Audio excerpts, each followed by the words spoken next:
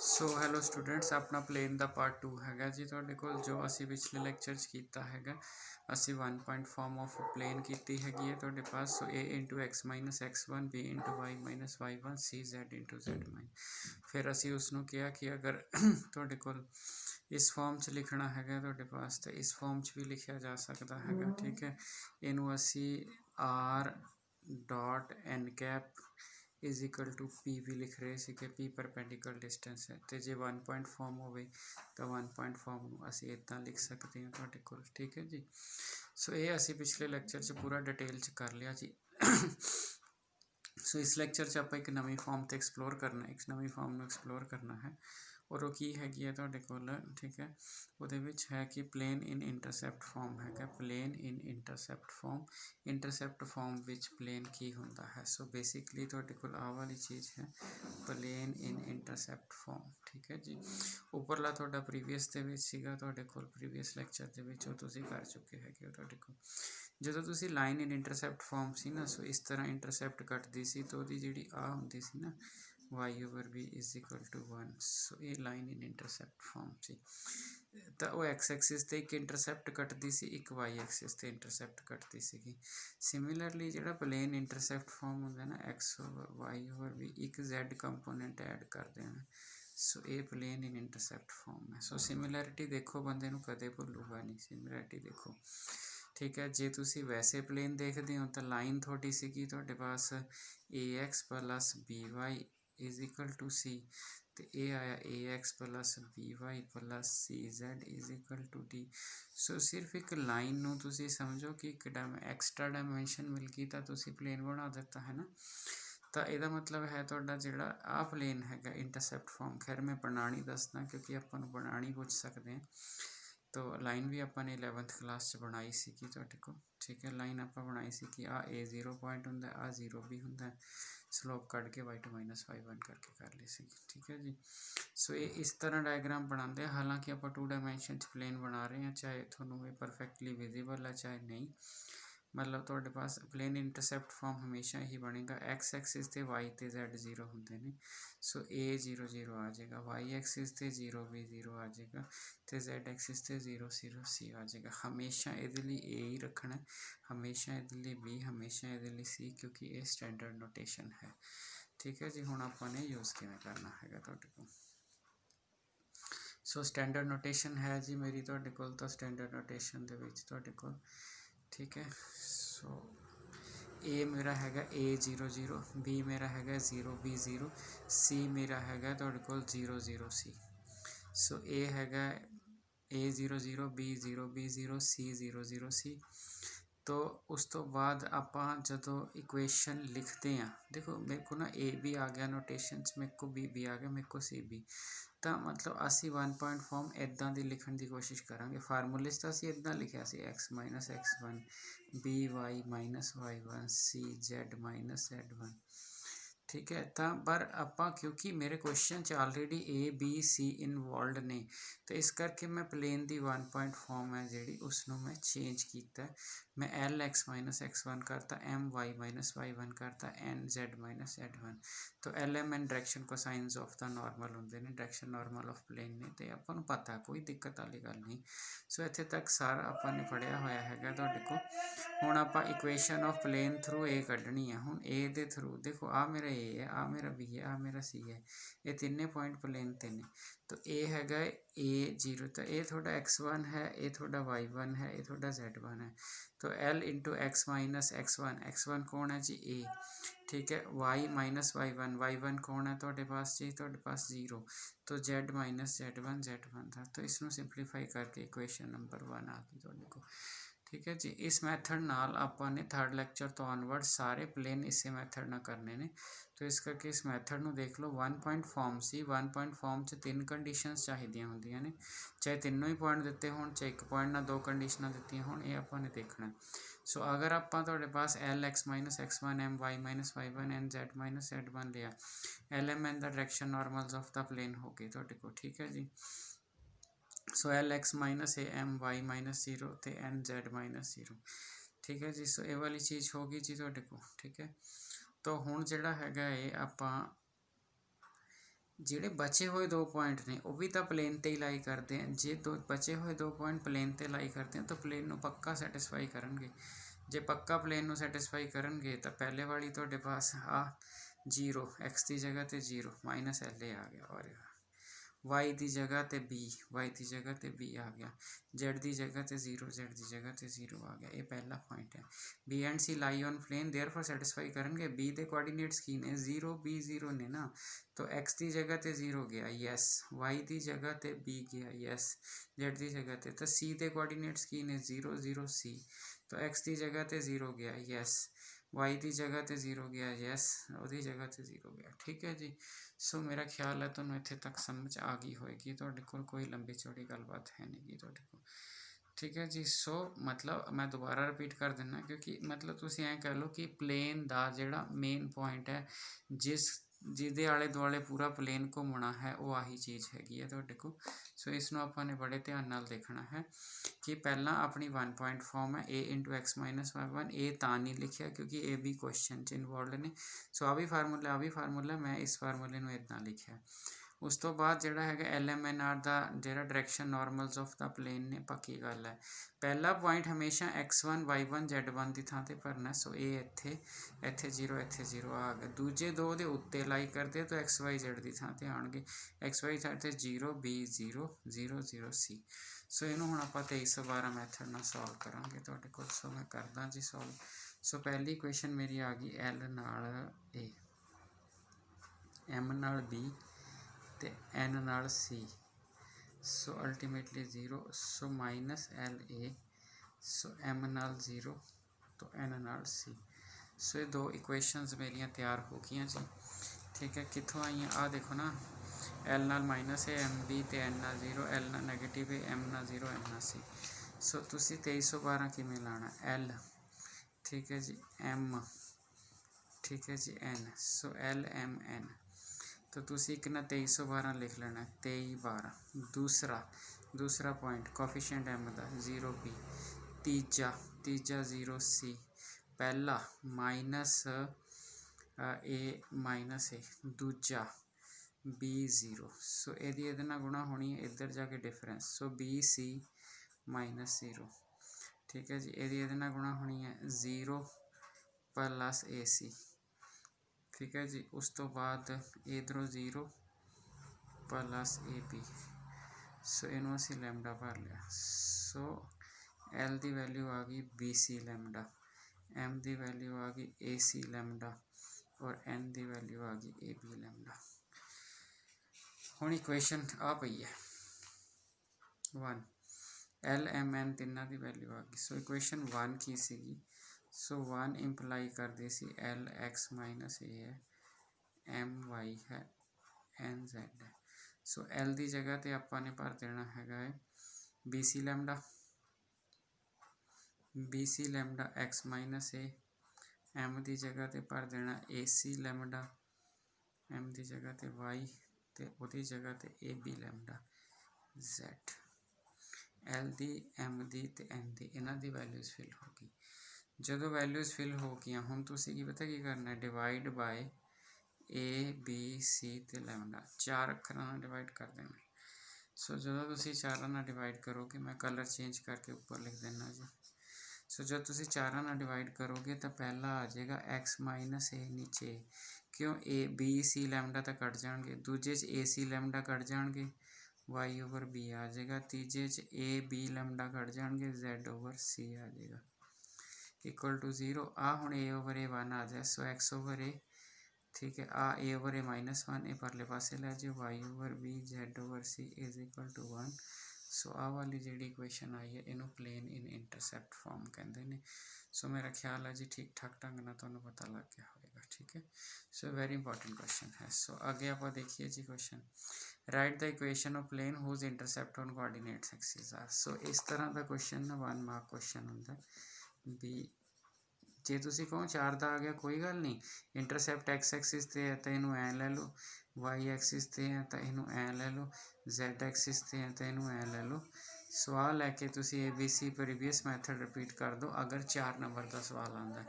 ਅਗਰ single 1 number ਦਾ question ਆਉਂਦਾ, ਸੋ just intercept ਪੁੱਟ ਕਰ ਦਿਓ, ਤੁਹਾਡਾ ਦੋਨੋਂ ਆਪਸ਼ਨ, ਤਾਂ ਹੀ ਮੈਂ ਤੁਹਾਨੂੰ ਆਰਟੀਕਲ ਡਰਾਈਵ ਕਰਕੇ ਦਿਖਾਇਆ ਪਹਿਲਾਂ। ਸੋ ਇਹ ਹੋ ਗਿਆ ਜੀ। ਹੁਣ ਉਹ ਕਹਿੰਦਾ ਤੁਹਾਡੇ ਪਾਸ ਅਗਲੇ ਕੁਐਸਚਨ 'ਚ reduce in intercept form and find the intercept on coordinate axis। ਔਰ ਕੁਐਸਚਨ ਕੀ ਹੈਗਾ? ਕੁਐਸਚਨ ਹੈਗਾ 2x + 3y - 4z = 12। ਤਾਂ ਤੁਹਾਨੂੰ ਕੁਐਸਚਨ ਕੀ ਕਹਿ ਰਿਹਾ ਹੈਗਾ? ਤੁਹਾਡੇ ਕੋਲ ਕਹਿੰਦਾ ਕਿ ਰਿਡਿਊਸ ਕਰੋ ਜੀ, ਰਿਡਿਊਸ ਦਾ ਇਕੁਏਸ਼ਨ ਇਨ ਇੰਟਰਸੈਪਟ ਫਾਰਮ 'ਚ ਰਿਡਿਊਸ ਕਰੋ ਔਨ ਕੋਆਰਡੀਨੇਟ ਐਕਸਿਸ। ਠੀਕ ਹੈ ਜੀ। ਸੋ ਜਿਹੜਾ ਹੈਗਾ 2x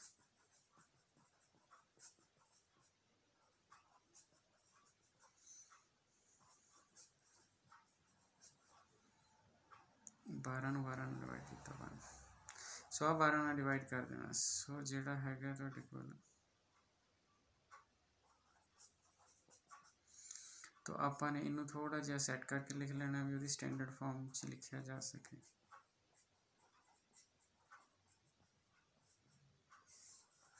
ਸੋ ਕੰਪੈਰੀਜ਼ਨ ਕਰ ਦੇਣਾ x/a y/b z/c = 1। So a the value 6, b the value 4, c the value -3। ਸੋ ਇਹ ਵੀ 1 ਮਾਰਕ ਕੁਐਸਚਨਸ ਦੇ ਵਿੱਚ ਕੁਐਸਚਨ ਆਉਂਦਾ ਹੈਗਾ। ਸੋ ਤੁਹਾਡੇ 2 ਕੁਐਸਚਨ ਪ੍ਰਪੇਅਰ ਹੋ ਗਏ ਜੀ। ਤੁਹਾਡੇ ਕੋਲ ਇਕੁਏਸ਼ਨ ਪਲੇਨ ਦੀ ਲਿਖਣੀ ਵੀ ਆ ਜਾਂਦੀ ਹੈਗੀ ਹੈ ਤੁਹਾਡੇ ਕੋਲ। ਸੋ ਜਿਹੜਾ ਅਗਲਾ ਕੁਐਸਚਨ ਹੈ, ਇਹ ਕੁਐਸਚਨ 4 ਮਾਰਕਸ ਦਾ ਪੱਕਾ ਕੁਐਸਚਨ ਹੁੰਦਾ। ਤਾਂ ਕੁਐਸਚਨ ਨੂੰ ਸਮਝਣ ਦੀ ਕੋਸ਼ਿਸ਼ ਕਰਨੀ ਹੈ ਤੁਹਾਡੇ ਕੋਲ, ਔਰ ਇਹਦੀ ਜਿਹੜੀ ਟਰਮੀਨੋਲੋਜੀ ਹੈ ਇਹਦੇ ਵਿੱਚ ਉਸ ਟਰਮੀਨੋਲੋਜੀ ਨੂੰ ਵੀ ਆਪਾਂ ਨੇ ਦੇਖਣਾ ਹੈ ਵੀ ਕਿਸ ਤਰ੍ਹਾਂ ਕਹਿ ਰਹੀ ਹੈ ਉਹ ਟਰਮੀਨੋਲੋਜੀ।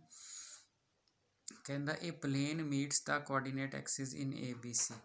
ਸੋ ਜਦੋਂ ਵੀ ਕੋਆਰਡੀਨੇਟ ਐਕਸਿਸ ABC ਕਵੇ, ABC ਦੀ ਇੱਕ ਸਟੈਂਡਰਡ ਨੋਟੇਸ਼ਨ ਹੁੰਦੀ ਹੈ A00 0B0 ਤੇ 00C।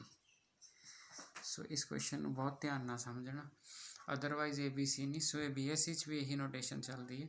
ਇਹ ਪਲੇਨ ਮੀਟਸ ਦਾ coordinate axis in ABC such that the centroid of triangle is point this, show that equation of plane।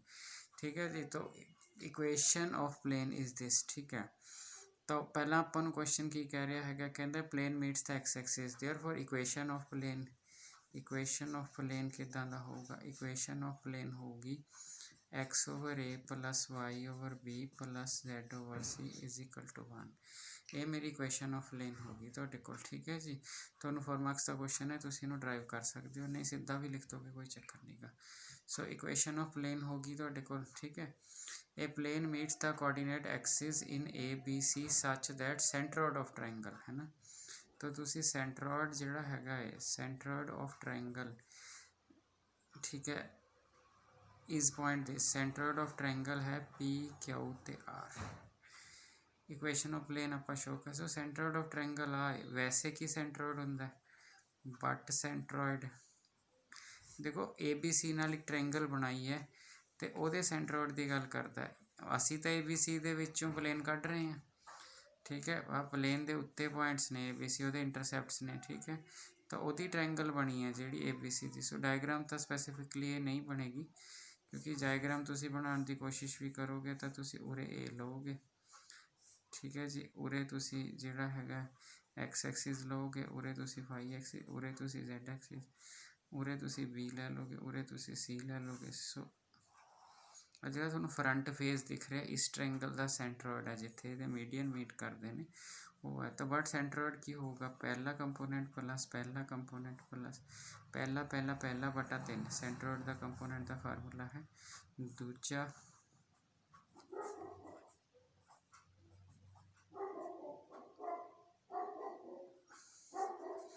ਸੋ ਆ ਵੀ ਇੱਕ ਸੈਂਟਰੋਇਡ ਵਾਲੀ ਆਪਸ਼ਨ ਹੈ ਤੁਹਾਡੇ ਕੋਲ। ਠੀਕ ਹੈ ਜੀ।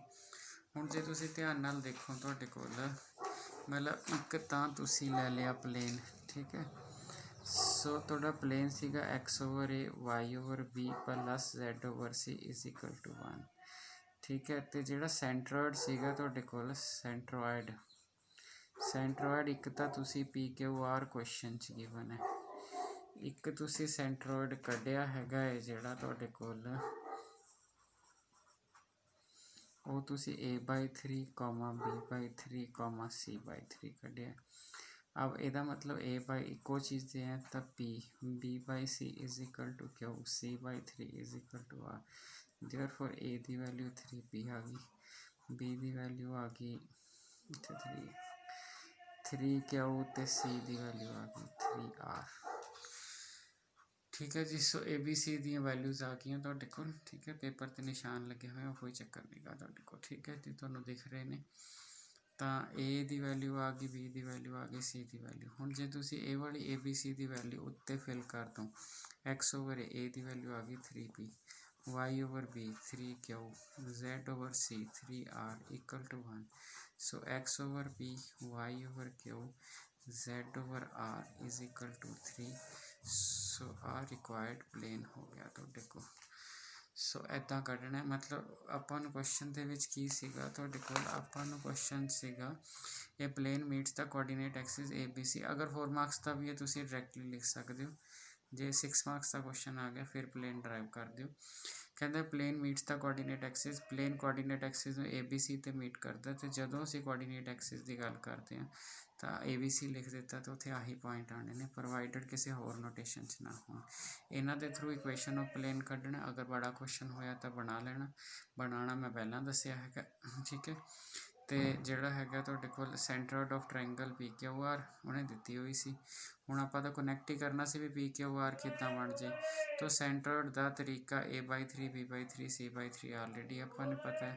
ठीक है, सो ये वाली चीज़ जिहड़ी हैगी है तुहाडे पास आपां सेंट्रोइड की वैल्यू निकाल के फिल की तो तुहाडा जिहड़ा हैगा क्वेश्चन हो गया। ठीक है जी। सो एक क्वेश्चन होर लईए जी आपां। क्वेश्चन की है, a variable plane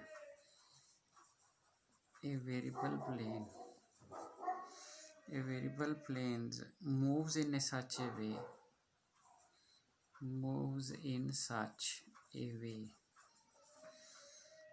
that sum of reciprocals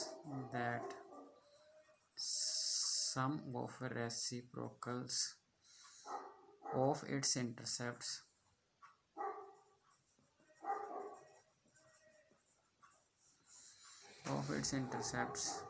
on the 3 coordinate axes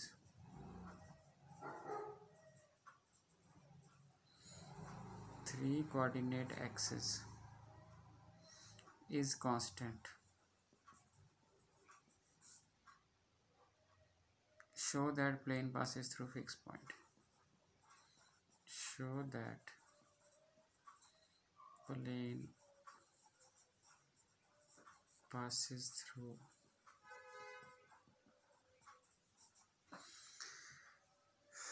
so a variable plane moves in such a way that sum of reciprocals of its intercepts इस लाइन में ध्यान नाल देखना, सम मैंने जोड़ of reciprocals of intercept on coordinate axis. हुण सीधी जी गल है, अगर इंटरसेप्ट की गल कर रही है तो फिर वेरीएबल प्लेन किद्दां दा होना चाहिए। So variable plane should be like this.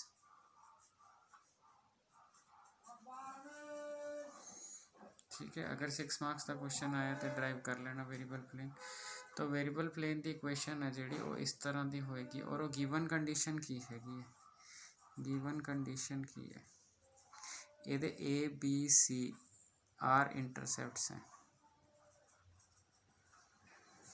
हुण इंटरसेप्ट्स है ने ऑन कित्थे हुंदा, कोआर्डीनेट एक्सिस लिख लईदा, ऑन कोआर्डीनेट एक्सिस। हुण गिवन कंडीशन की है तो दोबारा पढ़ो, गिवन कंडीशन की है, सम मैंने जोड़ of reciprocals of its intercepts. Intercept a ओदा रेसिप्रोकल कर लो, इंटरसेप्ट बी ओदा रेसिप्रोकल कर लो, इज़ ए कांस्टेंट तुसी से के कहता। ठीक है जी, कांस्टेंट तुसी सी कह लो, के कह लो, तुहाडा क्वेश्चन हो जाएगा। ईवन तुसी अगर 1/λ लैने हो तो भी हो जाएगा। और मैं तुहानूं दोनों ऑप्शन क्लीयर कर देवां तुहाडे कोल। तुसी आ ले लिया तो तुसी इस के नूं ना इस तरफ भेज दो।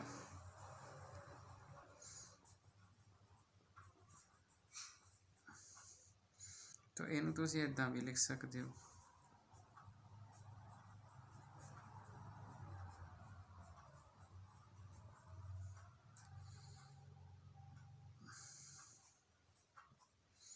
सो 1/k तो हुण जे तुसी इहदी रिजेंबल करो इस चीज़ नाल 1 और 2 नूं अगर तुसी रिजेंबल करो तो साफ है x की थां ते 1/k है, y की थां ते 1/k है। सो 1 and 2 implies plane 1 passes through 1/k, 1/k, 1/k, क्योंकि सिंपली है 1 और 2 च की फर्क है, 2 विच 1 x की जगह तो 1/k आया होया, ये मतलब ये पास करते जे पास करते हैं सैटिस्फाई करूँगा तो इक्वेशन बन जाएगी। सो कुछ लोग इस तरह के क्वेश्चन को ज़्यादा सिंपलीफाई कर लेंगे ने, वो की करते हैं थोड़े को मैं पैरेलली लिख देना तो जो थोनों, क्योंकि तुसी थोड़ी बुक विच है तो थोनों कन्फ्यूजन ना क्रिएट हो जाए, तो उन्हें की करना है sum of the reciprocals is constant, तो उन्हें 1/λ कर लेना, स्पैसीफिकली 1/λ।